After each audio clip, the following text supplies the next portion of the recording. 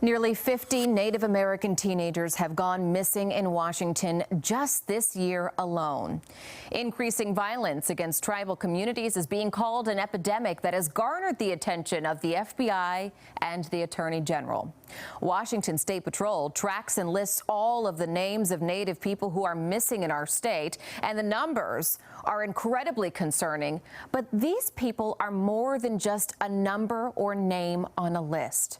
Their families fear they'll be forgotten and say our system is broken and needs to change. Not seen, not heard, not found. These photos are just some of the many Native people who are still missing in Washington state. For us, it's a reality that we deal with every day. 110 names are on the list. More than 50 of them disappeared just this year, and most of them are teenagers. Those numbers, I'm told, are inaccurate because incidents of violence against Native women and people in our state is severely underreported. It's become a crisis. I feel that this issue has gone on overlooked and not spoken about for many years. Robin Peabushy and Lucy Smartlowit are members of Yakima Nation and co-hosts of the War Cry podcast. Since time immemorial, Indigenous populations have resisted and fought against social injustices to preserve the sacred, our traditions, culture, language, and people. We discuss historical aspects that contribute to this epidemic. We are Indigenous people. We are from this community. We are talking with family members who know of us or know us personally. And I feel like it was also a turning point for us to highlight the issues around missing and murdered Indigenous women and people. Mysterious deaths have occurred since the 80s on or around Yakima's 1.3 million acre reservation. One case that's garnered a lot of attention, the murder of 31-year-old mother of four, Rosenda Strong. She was last seen at the Legends Casino in Toppenish in 2018. Her remains were found in an abandoned freezer on the 4th of July in 2019. Strong's case remains unsolved. And it's not just because, like, oh, nobody's watching these women or they're not being safe or anything like that. It has nothing to do with that.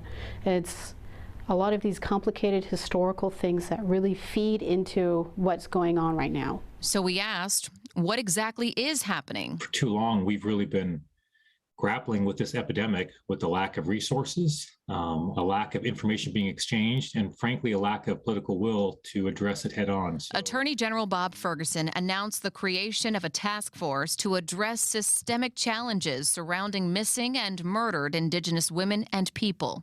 Nearly 24 representatives from Washington cities, Washington State Patrol, and various tribes such as Yakima Nation and Lummi Nation are all coming together for the first time to address these challenges. We have failed in a few ways to not take action on some of the things that protect women and protect people. It's a complex issue, starting with how to report a missing Native person and to whom. You have tribal police, city police, county law enforcement, state police, and the FBI. If a crime is committed on tribal land, tribal police are the point of contact. But tribal courts can't handle major crimes like homicide, so another law enforcement agency has to step in. If the victim is a tribal member, but the crime happens outside of the reservation, tribal police are notified, and the city or county where it happens technically has jurisdiction. The problem here is not all of these agencies communicate with each other, and not all of them share information on one database. there is an issue with communication. And it'll be up to the task force to really study that, to hear from folks, find out what exactly is going on, and then make those recommendations on how simple or complex the fix might be for that issue. For tribal communities, having a task force to sift through all of these challenges is a hopeful start. Indigenous people are starting to finally realize their power to be able to say, hey, you know, we are important people.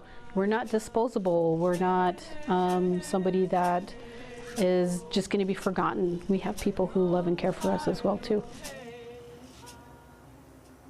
Well, the Missing and Murdered Indigenous Women and People Task Force is meeting twice this week. Starting tomorrow, they're holding an in-person and online meeting, which is open to the public at the Legends Casino Event Center in Toppenish from noon to 5. They'll convene again Friday, online only, and both meetings will be live streamed on TVW.